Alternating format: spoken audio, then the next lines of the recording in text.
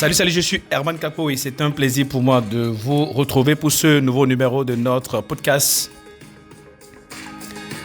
La Ligue des dirigeants est, comme vous le savez, pour chaque nouvel épisode de notre podcast, la Ligue des dirigeants, nous recevons un dirigeant qui partage son expérience, son parcours, mais également sa vision, sa conception, ses orientations pour relever les défis de direction générale, pour relever les défis de leadership au XXIe siècle. Et particulièrement pour ce numéro spécial, je suis très heureux de recevoir un monument de l'industrie, on va dire tout court, du monde des affaires, du monde de l'accompagnement des entreprises, de la montée en compétences, un passionné de ressources humaines, un passionné de développement tout court, un passionné du développement de l'Afrique. Je vais entendre Didier à côté. Il est le président du groupe AfriSearch, cabinet spécialisé dans tout ce qui est détection de talents et de gestion des ressources humaines pour l'Afrique. Il a plusieurs bureaux et aujourd'hui, AfriSearch est reconnu comme un des premiers cabinets internationaux au développement, dans le développement du moins, je vais y arriver, en Afrique, avec des programmes de renforcement de capacités tant auprès du secteur privé que des gouvernements. Avec leur partenaire, avec Alexander Hughes, le groupe dispose d'une 50aine de bureaux dans le monde. Membre actif de plusieurs organisations œuvrant dans le centre du développement de l'Afrique, il est également, Didier à côté, cofondateur de la première chambre Afrique-Asie du Sud-Est basée à Singapour, chambre de commerce bien sûr. Il aide ainsi au développement de partenariats économiques structurants entre les entreprises et institutions des deux continents. Il a lancé en 2014 avec la Banque africaine de développement et l'African Guaranteed Fund, EcoBank et la SFI, l'Africa SME Champion Forum, premier forum de financement des PME africaines qui est organisé chaque année dans une capitale africaine, que ce fut en Ouganda en 2022 ou encore à Dakar, Abidjan, Djobo, un peu plus tôt. Ce forum donc permet d'accompagner les futurs champions africains du développement du secteur privé. Didier à côté également chroniqueur Radio France Internationale sur les problématiques de formation, emploi et de création d'entreprises en Afrique. Il participe avec nous depuis plusieurs années au Executive Leadership Workshop. Il était avec nous à Accra, il était avec nous à Kigali, il était avec nous à Dubaï récemment et à chaque fois que nous lui faisons appel, il est très disponible malgré son calendrier de pilote d'avion. Il est disponible pour pouvoir partager son expérience avec nous. Et là, je lui ai demandé de bien vouloir se prêter à cet échange classique qu'on a souvent avec les dirigeants pour nous dire qu'est-ce qu'il faut aujourd'hui pour être à la dimension dirigeant, pour relever les défis de développement de nos entreprises au XXIe siècle. Bonjour Didier. Bonjour Herman. C'est un grand plaisir de te recevoir. J'ai bien envie de dire Ouezon et puis après caca, comme on dit chez nous au Togo. Et je voulais commencer par une question très simple. Pourquoi est-ce que tu as autant de passion pour l'Afrique ? Je crois que d'abord d'être né sur le continent et d'y avoir passé une partie de votre enfance, ça vous marque, ça vous donne des valeurs. Et du coup, lorsque vous quittez le continent, comme ça a été mon cas à 14 ans pour continuer mes études à l'étranger, notamment en France, vous commencez avec le temps à comprendre que le sous-développement n'est pas une fatalité et que lorsqu'on regarde, une fois qu'on a étudié et on a vu des exemples de développement un peu plus aboutis, on se dit qu'effectivement, l'Afrique peut relever ce défi et l'éducation que vous avez eue finalement vous permet d'appréhender ce développement et vous vous dites j'ai peut-être envie, ou si ce n'est j'ai très envie d'y contribuer et de jouer ma part. Et donc c'est dans ce cadre-là que assez rapidement, quand on était étudiant à Paris, on s'est lancé dans une aventure qui nous a marqué toute notre vie, qui s'appelle Renaissance africaine, qui était une association que j'ai présidée pendant plusieurs années, qui regroupait des centaines de jeunes diplômés, étudiants africains, et on faisait des grandes conférences, des réflexions sur l'Afrique pour voir comment apporter notre contribution à la transformation de l'Afrique. Et donc cette passion pour l'Afrique s'est consolidée avec le temps, à travers ces initiatives Renaissance africaine, et qui nous ramènent finalement à nos belles années d'enfance dans nos pays, notamment au Togo, où on se dit que finalement ça vaut la peine de se battre pour l'Afrique et de lui donner un avenir meilleur, et non pas l'avenir tel qu'il est perçu par les autres, et peut-être même parfois par les Africains même. Waouh, magnifique. Et Didier, parce que tu parles donc du Togo, c'est vrai que beaucoup de gens te voient à l'international et puis quand on voit la présentation telle que je viens de la faire, personne ne dirait que tu es du Togo parce que tu es tellement passionné d'Afrique. Là, voilà, tu quittes la Abidjan, tu vas aller à Nairobi, tu vas aller à Djobo et Dieu seul sait où tu étais le mois dernier ou la semaine dernière. Tu as cette passion pour l'Afrique, mais je voulais revenir aux origines. Tu es né au Togo, comment tu as vécu ton enfance et peut-être que quand je te vois aussi généreux que tu l'es aujourd'hui, ton éducation a joué un rôle. Quelles sont ces valeurs que tes parents t'ont enseignées et qui aujourd'hui font que tu es d'une si grande générosité, tu contribues, tu donnes, et c'est pas toujours évident, mais je suppose que c'est parce que c'est ancré en toi. Ah oui, probablement. Vous savez, je crois que nous sommes le fruit de notre éducation et puis de nos croyances finalement. Et quand vous dites ça, oui, moi j'avais des parents, j'ai eu une enfance très heureuse. J'ai 3 frères et sœurs, donc 2 sœurs et un frère. Et nos souvenirs d'enfance, c'est des souvenirs merveilleux, des parents attentionnés, attentifs, très généreux, parce que j'ai toujours vu mes parents donner. La porte était toujours ouverte. Ma mère, paix à son âme, pendant ses funérailles l'année dernière, les témoignages qui venaient de partout, même des choses que nous ne savions pas nous-mêmes, montraient en fait que c'était une femme d'une générosité, d'une ouverture, d'une disponibilité pour les autres. Et donc, on a toujours vu ça, depuis qu'on est petit, et on a toujours vu nos parents avec des amis, avec la famille, donc toujours en groupe.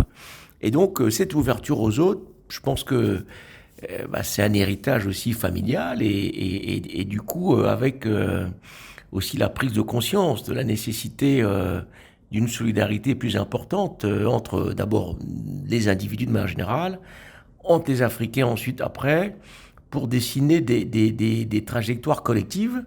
Ça a certainement aussi renforcé cette part de générosité avec cette croyance. Donc effectivement, je pense que l'héritage de l'éducation et de ce que tu as toujours vu quand tu es petit aussi forge cette générosité.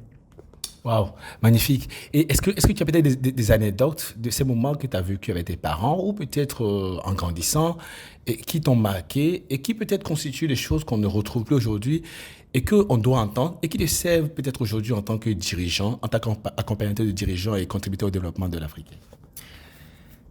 Alors moi, comme je disais, on était toujours très entourés, que ce soit les cousins, les oncles, les tantes, la grand-mère ou les grands-mères. Je me souviens toujours que les week-ends, on allait chez ma grand-mère maternelle, parfois chez ma grand-mère côté paternel, puisque j'ai pas connu mes 2 grands-pères. Okay. Mais ma grand-mère maternelle, par exemple, à chaque fois qu'on allait chez elle à Lomé, la porte était ouverte. Et donc les enfants du quartier qui venaient jouer au ballon avec nous, mangeaient avec nous. Après, on nous lavait tous. Ben oui. Et puis, après, on continuait. Et puis parfois, quand c'était des enfants proches, on demandait à leurs parents de dormir avec nous dans les petits lits chez ma grand-mère. Et ça, c'est des souvenirs qui sont uniques. Donc, je crois que le destin collectif est quelque chose qui doit être mieux ancré dans la façon dont nous approchons les choses. Et c'est en ça que ce que tu fais, ce que HSC fait, s'inscrit dans cette destinée collective de transformation ensemble. Et à chaque fois que vous faites ce séminaire, auquel je prends plaisir à partager bien sûr, je vois que vous arrivez à agréger des individus, des personnalités d'horizons divers qui viennent avec la construction de ce destin collectif. C'est-à-dire quand je vois un Abdou Diop qui vient, qui s'inscrit dans ça, je vois un Hassan Kaba, je vois un Nabou, un Freddy, etc.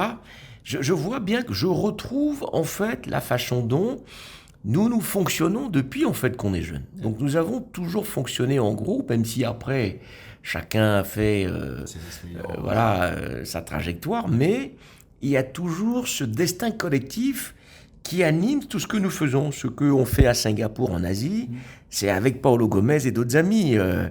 Renaissance africaine, c'est avec des amis. Et d'ailleurs, hier soir encore, on travaillait sur un texte.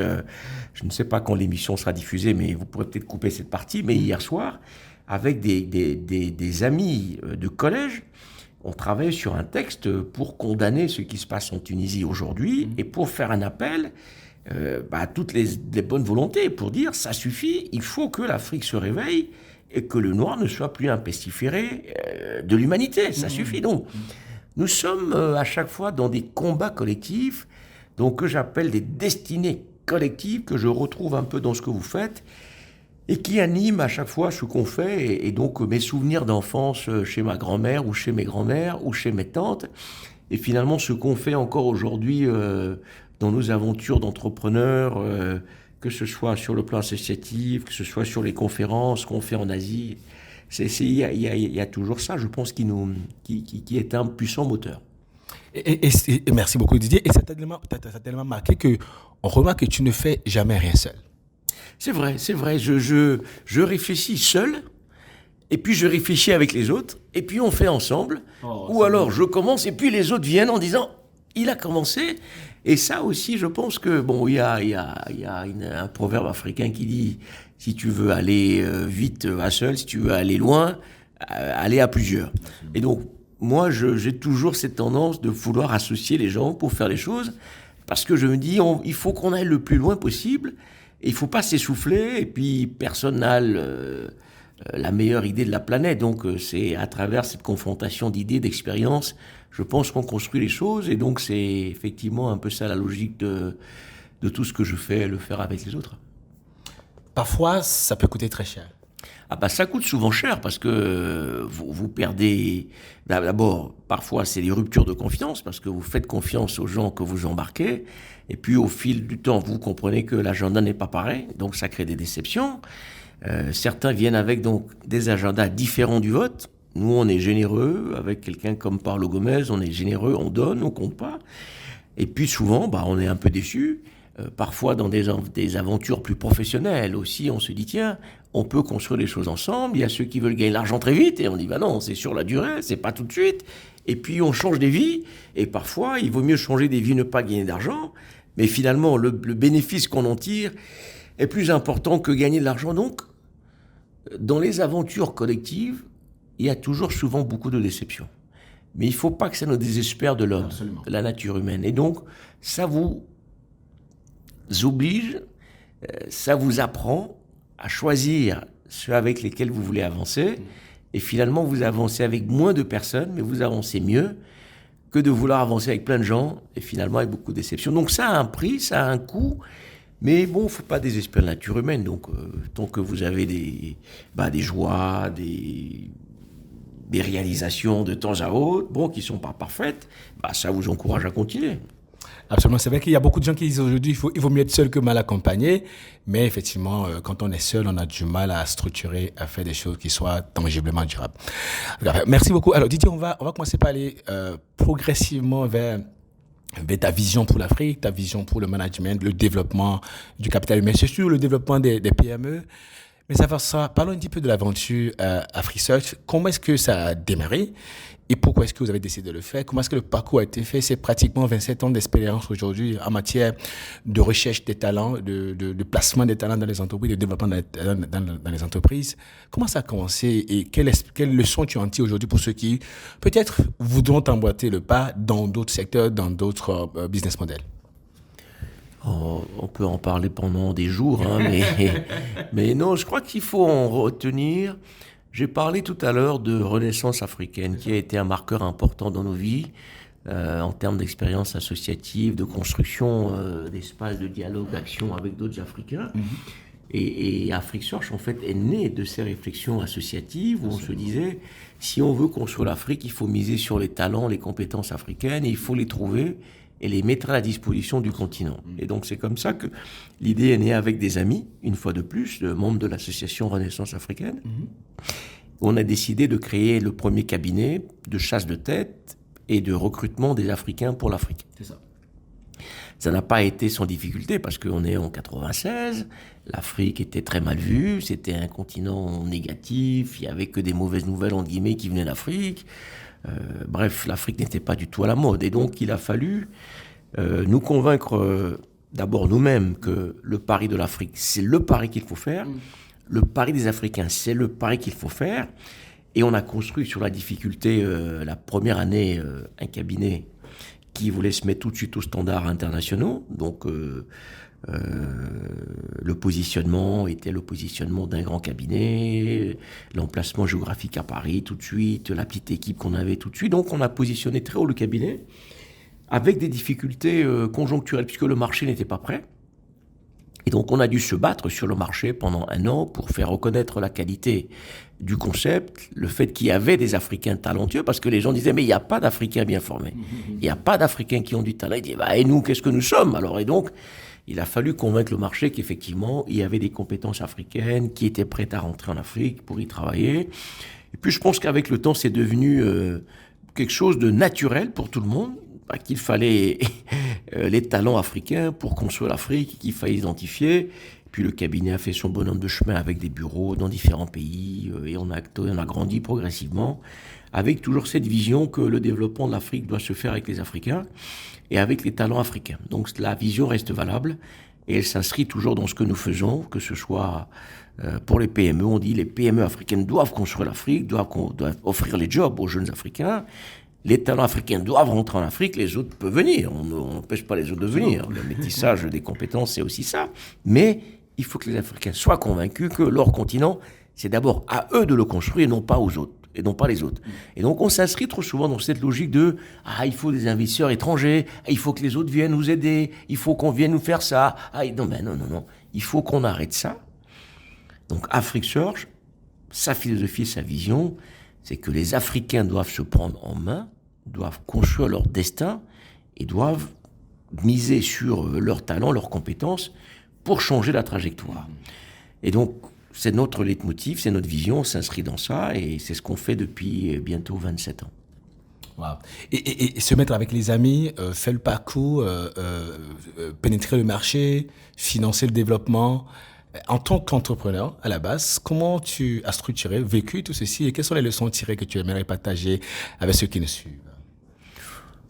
Il y a toujours plusieurs leçons. Après, il faut se garder de donner des leçons. Donc, c'est toujours les expériences personnelles dans lesquelles certains peuvent se retrouver ou alors qu'on retrouve parfois dans d'autres parcours d'entrepreneurs. C'est toujours bien choisir ceux avec qui vous allez avancer parce que c'est très important d'avoir la même vision, notamment le terme. Vous voyez, quand vous vous lancez dans un projet d'entreprise, c'est ce que je dis souvent aux jeunes, il ne faut pas vous attendre à gagner de l'argent au bout d'1 an ou de 2 ans, c'est peut-être au bout de 5 ans. Si vous tenez un bon produit, c'est trouver le bon modèle et avoir la persévérance qu'il faut et ne pas lâcher à la première difficulté. Donc, c'est bien choisir les gens avec lesquels vous allez cheminer. Très important.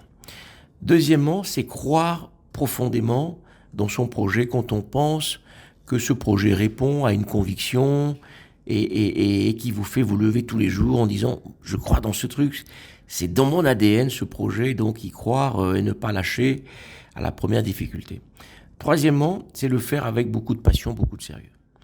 Le sérieux paye toujours, parce que les gens se parlent et les gens se disent « tiens, il fait peut-être pas bien, mais il est sérieux. Et au fur et à mesure, vous améliorez la façon dont vous faites les choses. Et les gens reconnaissent après votre compétence, vos qualités, et vous font confiance parce que la confiance est la clé. Donc comment vous faites les choses avec assez de sérieux, assez de rigueur pour que les gens croient en vous et prennent le pari sur vous. Et je me souviens toujours, en 97, le directeur général d'une institution de référence s'appelle le CESAG, qui est basé à Dakar, le centre de formation. Lansina Bakari est venu nous voir à Paris, il avait entendu parler du cabinet dans les médias, et moi j'étais jeune, j'avais pas 28 ans, peut-être 29 ans, et il vient et on discute et dit vraiment, je dois réorganiser cet institut. Le gouverneur Conan Banifeu m'a confié la direction générale pour restructurer et organiser, j'ai besoin d'être accompagné, pour identifier des nouveaux professeurs, changer l'organisation. Et ce monsieur nous fait confiance, en disant... À 28 ans. Ouais, en disant... ce que vous me dites me convainc. Votre conviction, je la partage, les valeurs que vous dites. Et nous avons donc accompagné le CESAC dans toute sa transformation. Donc, en fait, tu es l'une des architectes du CESAC de du nouveau, absolument. Beaucoup de gens ne le savent pas. C'est la première fois que je l'entends quand même. Hein. Et ben oui, parce qu'un monsieur qui s'appelle Lansina Bakari nous a fait confiance. On avait reçu aussi à un moment donné aussi Conan Banifeu dans une conférence de Renaissance africaine. Mais quand on est sérieux, on est rigoureux, on fait les choses avec passion, les gens le voient, ils vous font confiance. Et donc ça a été une des premières missions de conseil que nous avions faites. On a fait du recrutement, mais du conseil en organisation, sans être des spécialistes du sujet à l'époque, mais parce qu'on avait notre logique, notre compréhension. On a accompagné le CESAC pendant plusieurs années. Et donc le CESAC d'aujourd'hui, c'est la transformation qu'on accompagne. Donc deuxième enseignement... le troisième, c'est faire les choses avec rigueur, passion, sérieux. Quatrièmement, c'est ajuster le bon modèle économique. Parce que vous savez, quand on démarre une entreprise, on a une idée, on écrit, on rêve, et ça se passe pas toujours comme on l'a écrit. Et c'est pour ça que je dis souvent, le business plan, c'est une boussole, mais la boussole peut vous orienter à un moment donné différemment, dans une direction qui n'est pas celle que vous avez imaginée au début. Et donc, comment vous faites vivre ce projet, le business plan, selon la réalité du marché, pour ajuster votre modèle économique, ajuster votre mode opératoire, pour trouver la bonne direction avec la boussole. Et donc, comment vous rendez vivant un projet avec le temps pour trouver la bonne direction. Et donc, ça, c'est l'enseignement aussi qu'on a tiré, c'est qu'à un moment donné, vous voyez bien que la direction est bonne, mais vous devez l'angler un peu différemment avec des nouvelles personnes, des nouveaux partenaires, un nouveau modèle qui ne change pas de la vision. Sinon, vous allez dans le mur. Donc, vous ne pouvez pas voir le mur et dire « je vais quand même dans le mur parce que la vision est bonne ». Ben non. Vous avez vu contourner le mur et puis vous reprenez le chemin. Et donc, c'est ce qu'on a fait depuis le début, en contournant les obstacles, mais en gardant la direction, avec la boussole qui vous évite le mur. Et au fur et à mesure, vous ajustez le business, vous ajustez le modèle et vous rencontrez des personnes extraordinaires qui croient dans le projet, qui vous rejoignent au fur et à mesure. Et il y a 2 associés avec qui ils m'ont rejoint en 2000, 2001, 2002 plus ou moins. Donc Joël-Éric Misséoun qui était à Paris, qui dirige l'Abidjan, Philippe Amerdine qui était avec nous à Paris, qui dirige Johannesburg, et qui eux sont restés depuis 2001, 2002, et qui construisent la boussole avec d'autres qui nous rejoignent au fur et à mesure. Mais vous avez besoin de ces piliers-là, vous savez, parce que on peut pas être seul dans une entreprise, dans une aventure. Bon, bien sûr, il y a un leadership, quelqu'un qui incarne, qui pousse, qui porte, mais vous avez besoin des autres avec lesquels vous portez le projet. Et donc Philippe et Joël sont les pierres angulaires depuis 20 ans, avec d'autres qui nous ont rejoints, Patrick, etc. Et donc ça se construit aussi une aventure avec des personnes de confiance et qui savent qu'il faut construire sur la durée. Sinon, vous pouvez vous enliser tout cela à un moment donné, même s'il y a un leadership que vous incarnez. Et donc, comment, avec le temps, vous choisissez ceux avec lesquels vous cheminez. Quand je dis aller loin, c'est aller ensemble. Absolument. Vous allez vous challenger, vous allez trouver des nouvelles idées, etc. Chacun avec ses qualités, ses défauts. Donc ça aussi, c'est un enseignement. Et puis, à un moment donné, l'étape 3 de la fusée, ou l'étage 3 de la fusée, comment vous la faites ? Et c'est là où peut-être, au lieu de vous dire je continue de faire la croissance interne qui a ses limites, vous dites peut-être je peux trouver un partenaire stratégique avec qui, boum, je passe l'autre étage de la fusée pour aller plus loin. Et c'est ce qu'on a fait avec Alexander Hughes il y a 4 ans maintenant, qui est un cabinet de chasse européen, présent dans une 40aine de pays dans le monde, avec qui on a décidé de s'allier pour aller plus loin, puisque nous avions l'ancrage africain, avec une partie de l'ancrage international. Eux, ils avaient plus l'ancrage international avec des bureaux en Inde, en Chine, au Canada, pour faire que 1 plus 1, ça fasse 3 et pas 2. Et donc, c'est ce qu'on essaie de faire avec le 3e étage de la fusée. Donc, à un moment donné, stratégiquement aussi, il faut savoir faire ce mouvement. On aurait probablement dû le faire plus tôt. Ça, c'est probablement une erreur en termes de management, mais c'est parce qu'à chaque fois, on se dit, il faut consolider l'ancrage africain.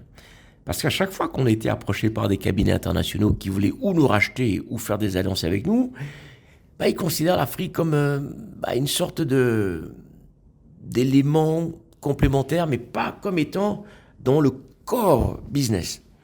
Et je disais non, ça ne me satisfait pas. Moi, je suis Afrique, je fais de l'Afrique, je reste en Afrique. Afrique Search, d'où le nom. Et d'ailleurs, au début, le cabinet, le premier nom, c'était InterSearch, pour International Search. Mais on s'est rendu compte qu'en fait, non, c'est Afrique Search. Ah oui, ça n'avait rien de particulier. Donc très rapidement, on a brûlé toutes les plaquettes et on a dit mais non, en fait c'est Afrique Search parce que il nous faut cette identité africaine. Et donc un partenaire qui vient me dire c'est bien de l'Afrique, on va en faire un peu avec vous. Je dis non, ça m'intéresse pas. Je continue de faire ma croissance et donc on a continué notre croissance interne jusqu'à ce que ceux-là que je connaissais depuis une vingtaine d'années, on se parlait de temps en temps comme ça, qui disaient nous on croit en l'Afrique, nous on veut faire l'Afrique avec vous, et chacun respecte l'identité de l'autre. Et donc on a dit tiens, on dirait que c'est le bon partenaire, et donc 3e étage de la fusée, qu'on n'a pas pu faire plus tôt, pour ces différentes considérations qu'on fait maintenant, donc on est à l'aise avec ça. Donc bon, ce sont des enseignements qu'on tire de cette expérience et d'autres expériences, parce qu'il n'y a pas qu'Afrique Search, il y a plein d'autres choses que j'ai faites pendant 25 ans en dehors d'Afrique Search, et tous ces petits enseignements permettent de naviguer et puis de consolider. Wow, magnifique. Didier, peut-être tu ne le sais pas, il y a des initiatives clés que tu as eues et qui ont marqué beaucoup de gens. Parlons d'Afrique Afrique Talent, par exemple. Tu ne le sais pas. J'ai rencontré une personne en 2019 au salon Afrique Talent à Abidjan.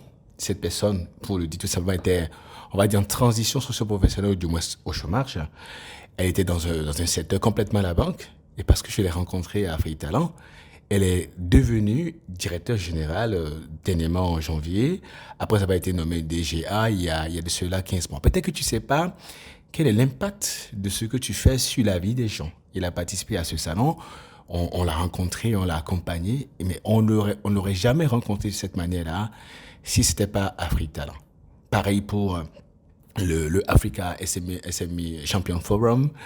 J'ai vu des gens magnifiques moi, pratiquement, j'ai rencontré à Djobu en 2019, avec qui on a pu faire de belles choses après. Comment est-ce qu'on a de ces initiatives-là qui impactent et transforment la vie des gens? Combien de personnes n'ont pas réussi à revenir en Afrique pour trouver un emploi grâce à tes projets? Parle-nous de comment est-ce que ces initiatives-là sont nées et toi-même, comment tu as vécu ça? Comment tu as pu tenir aussi longtemps? Parce que c'était pas évident. On a commencé l'interview en parlant de la passion pour l'Afrique. Et en fait, je crois que c'est ça le moteur, c'est la passion pour l'Afrique et la création d'impact. Parce qu'on se dit à chaque fois, mais comment se fait-il que l'Afrique n'arrive pas à aller plus vite que ça? Comment se fait-il que les transformations soient aussi lentes? Et donc on se dit, mais en fait, il faut créer plus d'impact. Et donc quelles sont les initiatives à notre mesure, ou à ma petite mesure, qui peuvent créer de l'impact et transformer les choses? Et Afrique Talent, on s'est dit, si on veut transformer l'Afrique, il faut des talents. Et le cabinet, à lui tout seul, ne peut pas recruter tout le monde. Créer un marché physique où les compétences, les besoins rencontrent ceux qui offrent les compétences. Le salon Afrique Talent, première édition 1999 à Paris, à la Défense, succès immédiat. Et toutes les années d'après, ça a toujours été un succès. Absolument. Et puis on les a après démultipliés après en Afrique. Et puis ta générosité aussi, puisque tu venais aussi animer des sessions gracieusement pour rencontrer, apporter ton savoir-faire. Donc c'est aussi cette générosité de HEC et de ton générosité aussi qu'on retrouve dans ces salons. Et donc Afrique Talent était pareil, une innovation majeure qui a permis à des centaines, si ce n'est des milliers d'Africains de rentrer en Afrique et trouver un job, parce qu'entre les salons Afrique Talent et les recrutements, chaque année, on a plus d'1 millier de postes qu'on offre aux Africains. Je confirme. Et c'est vrai, je croise parfois les gens 2, 3, 5, 10 ans après. Ah, j'ai été recruté en 2001 dans tel pays et maintenant je suis à tel endroit, je suis à tel poste, tel déjeuner dans un aéroport. Ah, mais je suis à côté, mais en 2005 au Togo ou en 2002 à Washington, le salon, j'avais été partenaire. Je dis, bon, formidable. Nous, on a fait notre part et puis après, à eux d'apporter leur contribution. Je dis toujours, c'est pas le recrutement au choix qui est important. C'est l'impact que cette personne peut avoir en Afrique à travers la position qu'il va occuper. Et qui rentre dans ta vision originelle, toi. Complètement. Absolument. Et donc, c'est pour ça que je dis toujours, bon, moi, j'ai fait mon job, mais toi, quelle est ta part ? Qu'est-ce que tu fais qui change le continent ? Absolument. C'est ça qui m'intéresse. Absolument. Donc ça, c'est l'impact qu'on recherche à travers Afrique Talent pour donner plus de dynamique au retour des compétences ou à l'emploi des Africains. L'initiative des PME, pareil, on dit il y a entre 15 et 20 millions de jeunes qui arrivent sur le marché et on ne crée pas les emplois. Ce sont les PME qui créent les emplois dans tous les pays du monde. Or, nous sommes le seul continent où 90% de nos PME sont dans l'informel. Et 95% des PME, c'est 1 à 3 personnes. C'est pas possible. On ne peut pas créer d'emplois. Donc, comment on fait pour dynamiser le tissu des PME pour qu'elles soient les champions de la croissance et créer des emplois, donc de l'impact. Impact en termes de création de richesse pour le continent et impact en termes de création d'emplois. Donc j'ai tourné le sujet dans tous les sens et je me suis dit, bon, il faut faire quelque chose. Comme je n'ai pas un fonds pour aller investir dans les PME, comment j'arrive à identifier certaines où pendant quelques jours, je leur donne suffisamment de matière pour favoriser leur développement. Et donc j'ai dit, bon, ok, impact. Il faut qu'il y ait plusieurs, il faut qu'ils viennent d'un peu partout, mais j'ai pas les moyens pour faire ça. Je vais aller voir ceux qui disent qu'ils font du développement en Afrique, mais je vois pas ce qu'ils font pour les PME. Donc voilà, je vais parler à Kaberuka, à l'époque à la BAD, à Jean-Louis Écra, à Freximbank, Philippe Prosper, SFI, bref, je parle à tous ces copains qui dirigent les amis. Vous dites, vous créez de l'impact, mais ceux qui créent la richesse, les PME, je vois pas. Didier, on sait pas faire. Si tu veux faire, on vient. Je dis, très bien, je veux faire. Et JF, Félix Bicou, African Guarantee Fund, qui me dit, le fonds de garantie des PME n'est de créer. Ils m'ont dit, Didier, génial. Donc si tu fais, on vient. Je dis, très bien, je vais prendre un peu de mon temps et on va le faire. Et c'est comme ça que le forum est né, avec ses partenaires stratégiques, EGF, Afrexim, SFI, la BAD, qui m'ont accompagné, et puis d'autres entreprises, Ecobank, avec qui a tout de suite misé aussi là-dessus, d'autres partenaires ont suivi, maintenant la BADEA, bref. Et donc chaque année, on réunit 300 à 400 PME africaines, venant d'une vingtaine de pays, dans un pays, et pendant 2 jours, elles ont accès à de la formation, à des réseaux, des banques sont là, celles qui peuvent être financées, des fonds d'investissement sont là, les acteurs des politiques publiques sont là pour voir ce qu'on peut faire de mieux pour les PME, les fonds de garantie sont là, bref, on réunit tout l'écosystème des PME pour dire, voilà, on peut faire différemment. Et les patrons de PME qui sont là pendant 2 jours, puisqu'on ne les fait pas payer, ils viennent, on les sélectionne et viennent, et puis elles ont accès à tout, et elles repartent extrêmement heureuses, parce que en 2 jours, elles prennent plus qu'elles n'ont pu avoir en 1 an, 2 ans parfois. Et puis, on a fait des sondages de temps à autre, on s'est rendu compte que 40% de ces PME, après le forum, ont réussi à faire de la croissance. Entre 15 et 20% ont réussi à trouver des financements alors qu'elles n'arrivaient pas à trouver. Donc, petit à petit, le forum crée aussi de l'impact sur les PME. Et puis maintenant, on prépare la prochaine étape qui est un fonds d'investissement pour mettre de l'argent dans certaines de ces PME, pour voir comment elles peuvent accélérer leur développement. Donc, à chaque fois, ça part d'une idée simple. Comment on crée de l'impact pour l'Afrique et comment on trouve les cibles qui peuvent potentiellement créer de l'impact par rapport à ce que nous, on peut faire, parce qu'on ne peut pas tout faire. Et puis voilà, donc ça nous amuse aussi un peu de faire ça. C'est passionnant. Didier, dans la suite de notre échange, ou de nos échanges, on va parler du futur de l'emploi, du management du capital humain au XXIe siècle. On va commencer par le futur de l'emploi. Quelle est ta conception de l'emploi de demain? Comment est-ce que ça se présente? Comment ça se dégage? Compte tenu de ton expérience de plus de 30 ans, on va dire même plus de 40 ans, comment est-ce que tu as vécu cela, l'emploi, l'employabilité? On parlera de ça tout à l'heure aussi. Le futur de l'emploi, ça donne quoi? Alors, il y a des projections et des recherches qui indiquent que d'abord les métiers vont beaucoup évoluer. C'est ça. Il faut considérer que le développement de la technologie, de l'informatique au sens large, de l'intelligence artificielle change énormément la façon dont le monde va opérer. Ça veut dire que toutes les tâches qui peuvent être exécutées par des machines seront faites par des machines parce qu'elles seront plus faciles à faire. C'est répétitif, ça n'a pas d'intérêt pour les humains, ça sera moins coûteux, et donc toutes ces tâches vont être automatisées. Absolument. Et donc quand vous allez séquencer beaucoup de fonctions, vous allez voir qu'il y a dans la chaîne des fonctions ou des activités, des tâches qui vont sortir de l'exécution par les êtres humains, Absolument. qui vont être robotisés. Pourquoi vous allez creuser une mine avec des mineurs et puis la mine va s'effondrer, les gens sont dans des trous, 100, 200 mètres sous terre en train de creuser une galerie. Quel est l'intérêt pour un être humain d'aller faire ça? Alors qu'un robot peut le faire. Une sonde, ouais, effectivement.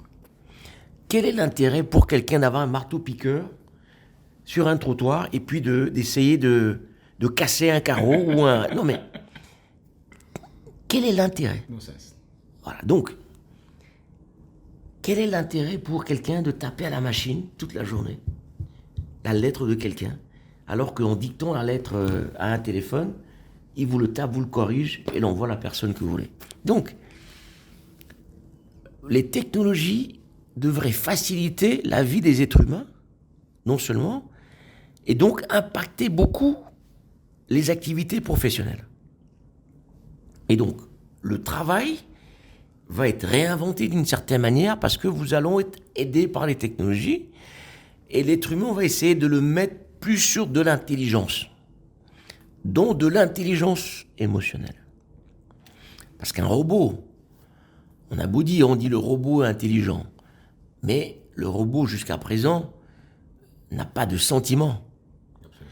On va peut-être faire des robots qui auront des sentiments parce qu'ils vont singer l'être humain, mais ça restera un robot. Absolument. Donc il y a l'intuition, le rapport à l'autre, qu'un robot n'a pas. Donc il y a des choses que l'être humain va conserver dans le cadre de l'exercice de son activité. Donc premier constat, c'est que beaucoup de métiers vont évoluer et donc les fonctions également vont évoluer et certains métiers vont donc disparaître au profit d'autres ou vont évoluer. Donc si vous n'avez pas la formation qui peut s'adapter à ces évolutions, eh ben vous ne pourrez pas vous adapter à ces métiers de demain. Donc ça, c'est la première chose. La deuxième chose, c'est que compte tenu de l'évolution des organisations et des ruptures, l'organisation elle-même, au sens large, c'est-à-dire l'entreprise, est en transformation en permanence. Et donc requiert des compétences nouvelles, des aptitudes nouvelles, et donc a besoin de flexibilité où certains individus dans ces organisations ne pourront pas s'adapter. Donc une entreprise ne va pas garder quelqu'un qui n'arrive pas à s'adapter alors que l'entreprise a besoin d'être en mouvement. Absolument. Donc l'entreprise va faire de plus en plus appel à des expertises spécifiques, des compétences spécifiques pour des durées limitées. Parce que l'entreprise est en mode projet et donc les employés seront en mode projet pour fonctionner sur des projets. Et donc, c'est pour ça que je dis la fin du CDI, ça y est, c'est là. On ne va pas recruter quelqu'un, dire tu vas rester toute ta vie chez moi. Pour faire quoi? Alors que je ne sais pas où je vais. Vous voyez donc, la flexibilité de l'emploi va être une réalité. la nécessité de l'adaptation à l'évolution des fonctions et de l'entreprise va être une exigence et que certains métiers vont disparaître au profit d'autres. Et donc tout ça appelle une refonte en fait de l'être humain, de l'employé de demain. C'est pour ça qu'on dit qu'il lui faut un certain nombre de qualités. Capacité à apprendre, d'abord. Si tu ne peux pas apprendre, t'es mort. L'enseignabilité. C'est ça. Pour être employable, comment tu apprends? Parce que l'apprentissage aujourd'hui, on a accès à tout. Absolument. Si on ouvre un ordinateur, un téléphone, je dis par exemple fleurs, ou intelligence artificielle, ou robotique, ou crise en Ukraine, ou crise en Tunisie, c'est une panoplie d'informations. Partout, ça vient de partout. Mais, comment je fais pour trier cette information? Absolument. Prendre l'information la plus valable et celle qui n'est pas fake. Absolument. Et ensuite, comme on dit, connect the dot. Connecter les points pour donner du sens à l'information et l'utiliser dans l'entreprise. Absolument. Et donc, quand on dit capacité à apprendre, capacité à analyser, capacité à évoluer pour changer les modèles, être disruptif, capacité à réfléchir avec les autres, être agile, à communiquer, etc., eh ben, nous allons au cœur de ça. Et donc, quand on dit le travail de demain va évoluer, c'est parce que l'évolution du travail va exiger des nouvelles formes de compétences, des nouvelles formes d'aptitudes pour pouvoir s'insérer dans ce monde nouveau qui est là et qui va animer aussi les entreprises en Afrique. Parce que de temps en temps, on a l'impression que l'Afrique est loin de tout ça, mais pas du tout. Je prends par exemple l'exemple des voitures. Les voitures aujourd'hui, on ne peut pas dire que parce que l'Afrique est en retard, les nouvelles voitures embarquées avec que de l'électronique ne sont pas en Afrique. Toutes nos voitures, c'est électronique. On ne peut pas dire que l'Afrique est en retard. On dit les paiements et moyens digitaux. M-Pesa au Kenya. Mais on avance, oui, justement, parce qu'on comble un vide. Et donc, l'Afrique n'est pas si en retard que ça. On n'est pas du tout en retard. Par rapport à certaines choses. Et donc, quand on parle de ces nouveaux métiers, de cette évolution, certains se disent, oh, c'est pas tout de suite. Mais non, c'est tout de suite. Parce que la voiture d'aujourd'hui, c'est la voiture qu'on conduit à Singapour, qu'on conduit à Hong Kong, qu'on conduit à Paris. Absolument. L'usine que vous allez demander pour fabriquer ces bouteilles demain, l'usine d'hier n'existe plus. Donc, l'usine qu'on va vous livrer clé en main ne va pas faire certaines choses. Tout est robotisé. Donc, vous ne pouvez pas dire, ah ben non, je vais employer toujours les vieux tontons là sur les chaînes. Ça n'existe plus les chaînes. Donc, malgré nous, l'industrialisation et les transformations structurelles se font parce que ceux qui produisent, qui ne sont pas nous, sont très en avance et nous livrent plus des vieilles machines parce qu'il n'y a même plus de pièces détachées pour les réparer. Et donc, on fait des bons. Et donc, même quand l'Afrique se lance dans l'industrialisation, c'est pour faire ses bons. Absolument. Puisqu'on ne va pas fabriquer des voitures des 2 chevaux d'hier avec des 2 chevaux, justement 2 chevaux, ben non, tu peux plus.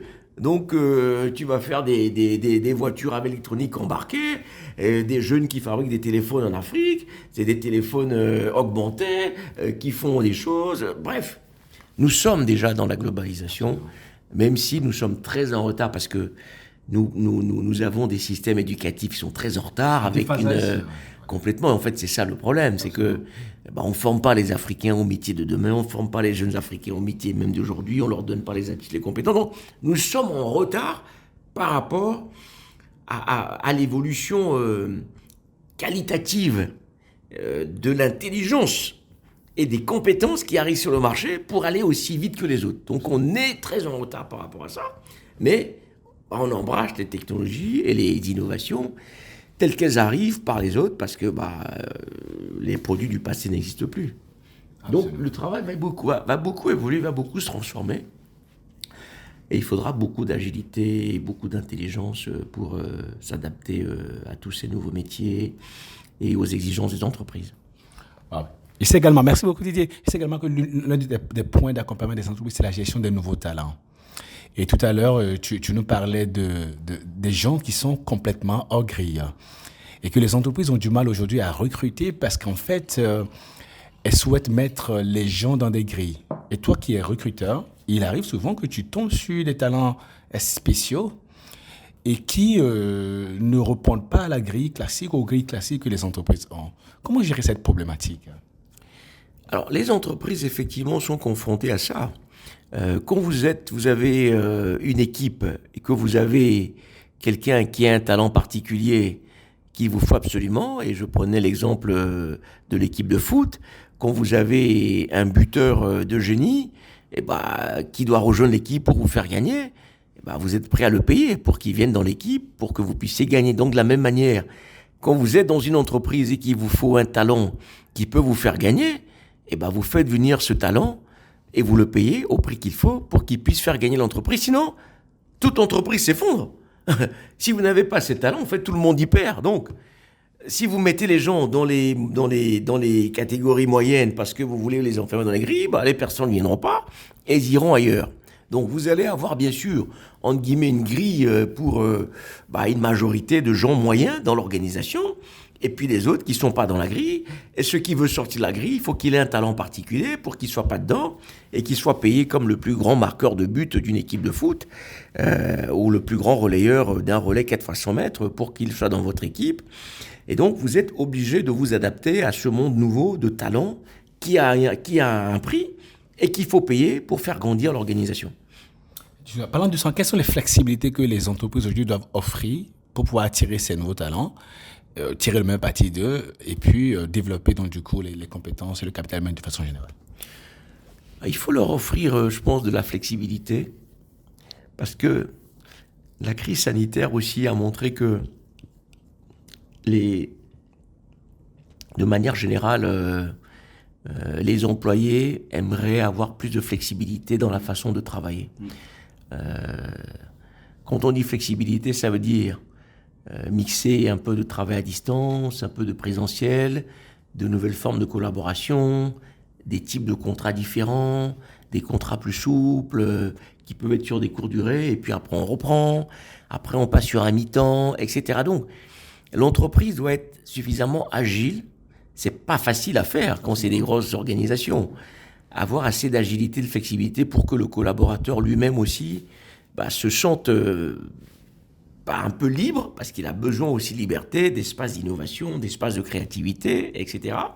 Et donc, quand on arrive à offrir ça aux collaborateurs, avec des objectifs assez clairs quand même, parce que l'entreprise reste une organisation avec des objectifs de performance, les collaborateurs semblent être plus à l'aise. Et ça va s'appliquer de plus en plus aux nouvelles générations. Les jeunes, génération Z, génération Y, ils veulent la flexibilité. Donc, quand vous les enfermez dans une rigidité d'une grille salariale, d'horaire de travail, ils sont mal à l'aise. Et ils vont écrire leur entreprise et se retrouvent entre eux. Ils fonctionnent aussi. Ils fonctionnent très bien comme ça, d'ailleurs. Donc, on risque d'avoir les dinosaures, donc les vieilles entreprises. Et oui, avec les vieux comme nous, et les vieux autres, qui n'arrivent pas à s'adapter. Et puis, les jeunes entreprises, avec les jeunes qui sont flexibles, qui d'ailleurs vont venir sur des métiers sur lesquels nous, on n'arrive pas à innover assez vite. Et ils vont nous tailler des croupières et ils vont prendre le marché. Donc, pour avoir ces diversités de compétences, de talents, l'entreprise doit être obligée de s'adapter, d'offrir plus de flexibilité, plus d'agilité, à mon avis. Très bien.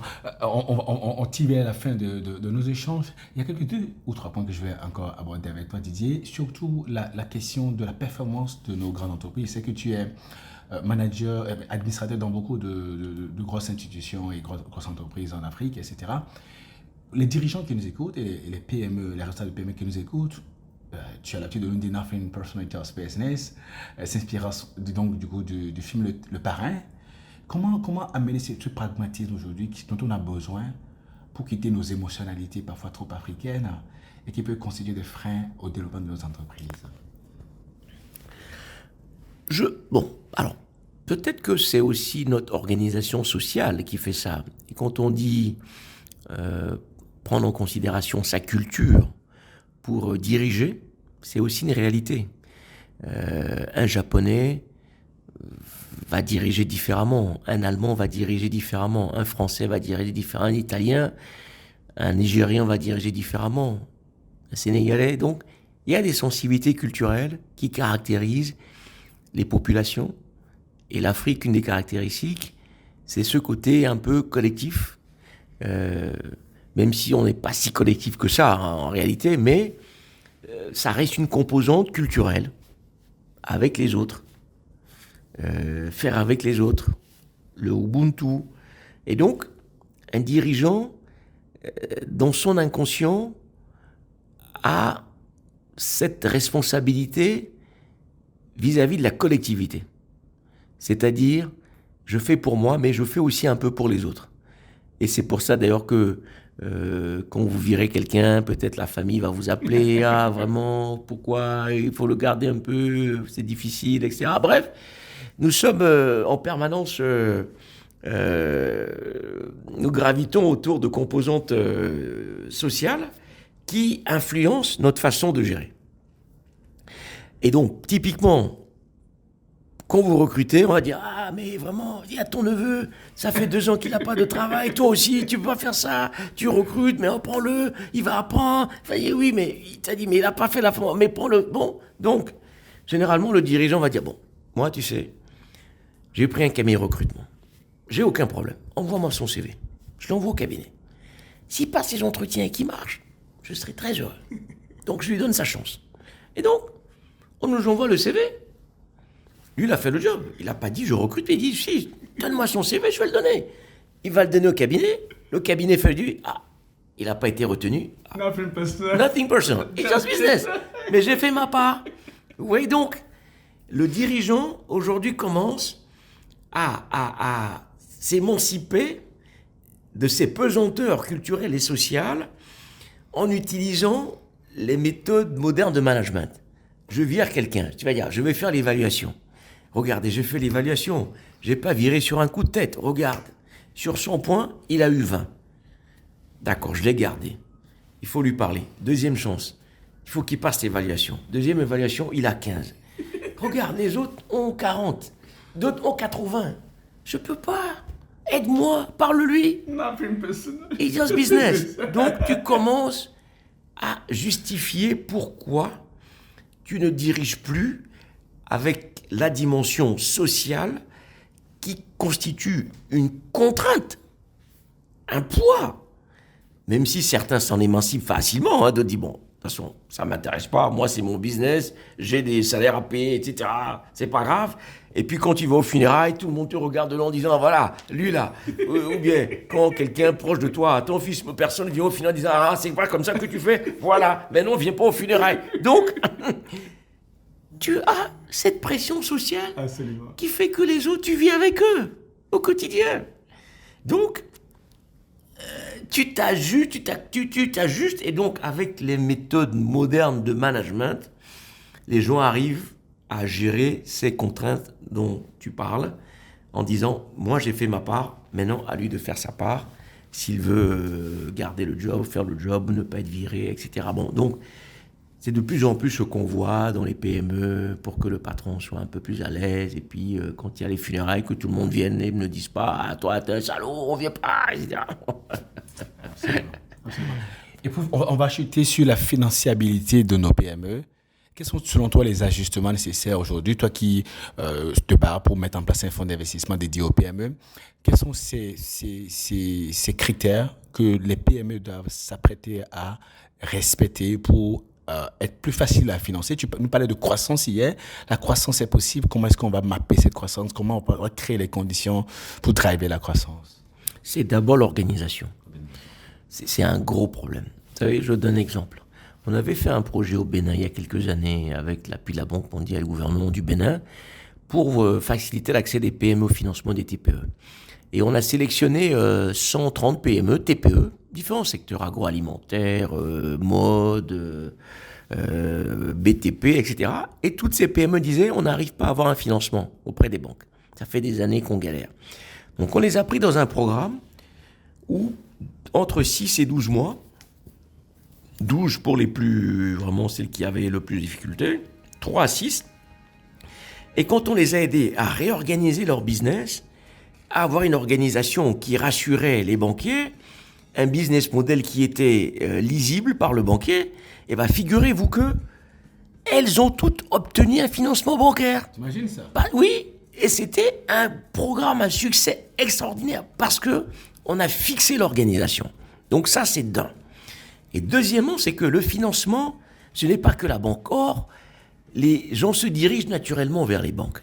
Mais quand on regarde la chaîne de financement, selon l'étape de développement de l'entreprise, ça va peut-être être du venture capital, c'est peut-être du friends and family, c'est peut-être de la subvention, c'est peut-être du capital investissement. Avant d'aller à la banque, c'est peut-être la banque développement. Donc, il y a une panoplie d'instruments. C'est peut-être du leasing pour celles qui sont dans l'investissement avec des équipements achetés. Donc, c'est que les PME regardent toujours la banque comme étant celui qui accompagne, l'acteur qui accompagne. Et donc, il faut rebriser la chaîne de financement pour voir le cycle et l'acteur qui peut le mieux accompagner votre financement. Et là, ça marche mieux. Mais il faut d'abord fixer la question de l'organisation et de la gouvernance parce que c'est ça qui rassure le banquier ou l'investisseur de toute façon. C'est d'ailleurs pour ça que quand quelqu'un vient investir chez lui, il dit « Bon, je ne comprends pas ton organisation. Il faut qu'on fixe ça, qu'on mette les bonnes personnes et après, je suis à l'aise pour mettre l'argent. » Donc, à mon avis, c'est le point de départ et après, l'argent vient plus facilement. Très bien. Tu es en train de mettre en place un fonds d'investissement donc orienté vers le financement des PME. Et si demain ça se met en place, quels sont peut-être les 2 ou 3 critères que toi tu vas regarder pour financer? Alors justement, on ne veut pas faire un fonds comme les autres parce que l'idée, c'est de faire des petits tickets, mais aussi qu'il y ait systématiquement un fonds d'assistance technique. Parce que quand on ne règle pas la question de l'organisation, l'argent ne sert pas à grand-chose. Absolument. Donc le fonds d'assistance technique va régler l'organisation.